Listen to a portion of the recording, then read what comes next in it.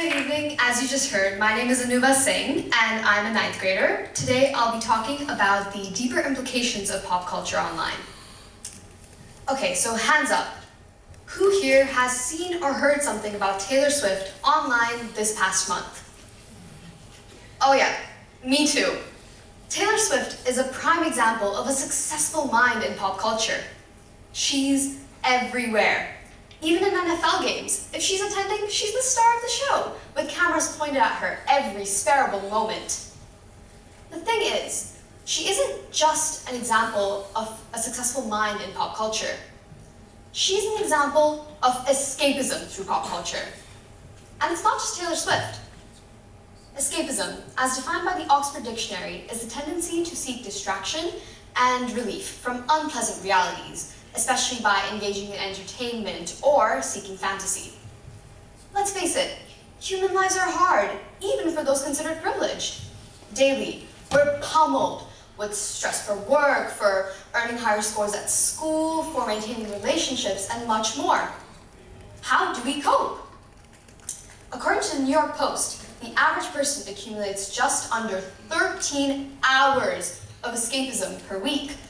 This accounts for traditional media escapism like reading books, watching a play, as well as exclusively digital things like watching movies, engaging in celebrity gossip, memes, and much more. The thing is, there are two main forms of mass media, digital and traditional, as I mentioned. But these aren't balanced like they once used to be. Escapism is evolving. Digital pop culture is the death of traditional escapism means like books and classic television. I'm sure many of you in the audience were alive in the good old days, the days before January 1st, 1983, when the internet was officially published. Pop culture before it mainly consisted of forms of art being shared. Keep in mind, technology-related vastly differs based on time period, but you could generally count on written books, plays, music, visual art, essentially, art forms. The main thing to take away is the culture experience then was personal. The creator made it with a personal message in mind that they wanted to share, not to make the most money. We've killed some of that personal connection with digital pop culture. Now, creators on platforms like Instagram and TikTok, which are huge facets for the spread of digital pop culture, are gunning for engagement rather than personal connection and the sharing of stories. Memes represent one of the turning points here. A piece of text, image, video, etc., typically humorous in nature, that is copied and spread rapidly throughout internet users.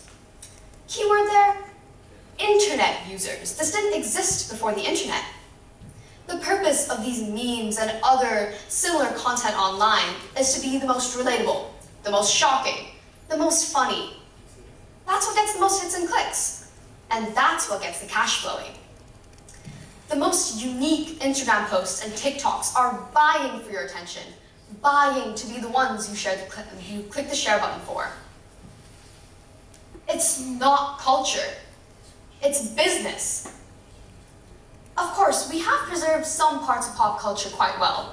We have held on to visual art and music, but with the added points of memes and business models, we're taking the culture out of pop culture, instead emphasizing capitalism. Fandoms have intensified too. Let's go back to Miss Swift here. Her fandom has some especially interesting escapism means. Here we see how escapism goes beyond simply appreciating the art the artist has created and using it as a means to escape your life.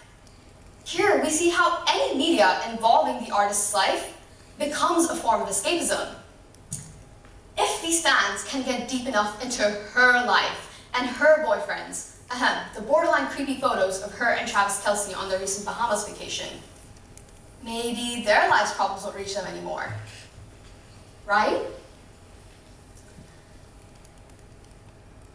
The thing to remember here is that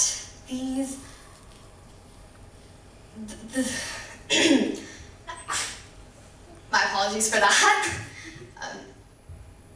Right, so here we reach the point of you probably thinking, this is true for most celebrities' intense fans, or stans as they've been dubbed, as a portmanteau of stalker and fan. But the reason I picked up on Taylor Swift specifically is because her fandom is not just following the normal stan life of engaging in her media, finding out where she is, finding out who she's dating. They're escaping within the community itself.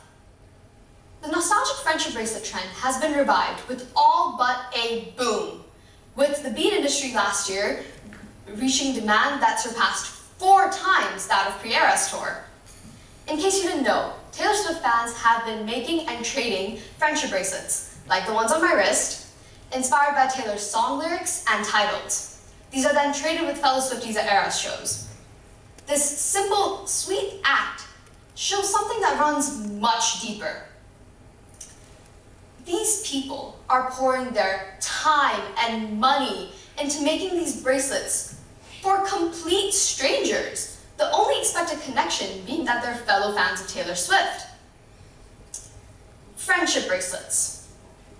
Or strangers. It sounds like a silly juxtaposition, doesn't it?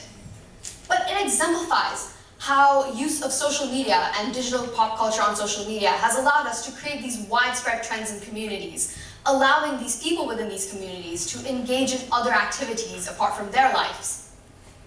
Escapism. Alright, so this is a huge evolution I've spoken about here, but could this escapism evolution be a good thing? Well, that's a complicated answer. Socially, this is an incredible shift. Imagine being in the Marvel fandom before the internet came along. I understand that was a pretty popular fandom. To interact with many fans who hold the same franchise dear to their hearts, you would likely have to drive all the way to an event like Comic-Con, make a whole weekend of it. And you likely wouldn't be able to interact with that many fans of the same franchise at the same time until the next event of this sort. That could be months, maybe even years.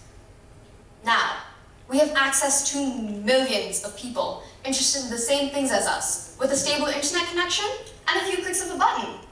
Whenever you want, wherever you want, you can talk to these people, debate hot topics that really only matter in these fandoms, share news. You can imagine the discussions, the social bonds, the sense of community. It's breathtaking. Now, imagine the loss of prioritization when we get a culture that's normalizing getting sucked into these digital rabbit holes with your communities. Yes, we've done a good job building the communities. The issue is we've done too good of a job. Apart from that, social media is one of the main culprits we need to look at here, being one of the main facets for the spread of digital pop culture. Have you heard of the term doom scrolling? I see a couple of nods, a couple of shakes of the head. Well, maybe from personal experience, but we're not judging here. Essentially, doom scrolling is consuming an excessive amount of short-form videos and content online without understanding the bulk of time that has passed. If you've seen this in your screen time, don't fret, it's surprisingly normal, with 43.8% of those surveyed by The Guardian. Yes, almost half reporting that they had moderate to severe doom scrolling addictions. The issue with doom scrolling is how it may be an easy form of escapism, but it's no longer an enriching one. Let's go back to old escapism for a second here. There's a reason your parents always told you to read books. It expands your vocabulary and comprehension ability while increasing your critical and creative thinking skills. All essential skills for school or the workforce or even communication in general, like what I'm doing here. But the thing with social media is, yes, it helps you broaden your scope of pop culture, and yes, you can connect with communities who are interested in the same things as you. But with app features like constant notifications to remind you of the app, a personalized feed of content meant to interest you and you specifically, as well as how scrolling becomes an addictive act through how it targets the release of your happy hormone dopamine, it becomes all too easy to get stuck in this doom scrolling cycle, coming with immense guilt of time wasted and a reduced attention span. Yes, you get to escape, but at what cost? So after you go home after this session today, pick up a book. Look at some art that isn't tied to the creator's appreciation of money. Time your social media use. I won't blame you if you listen to Taylor Swift as well.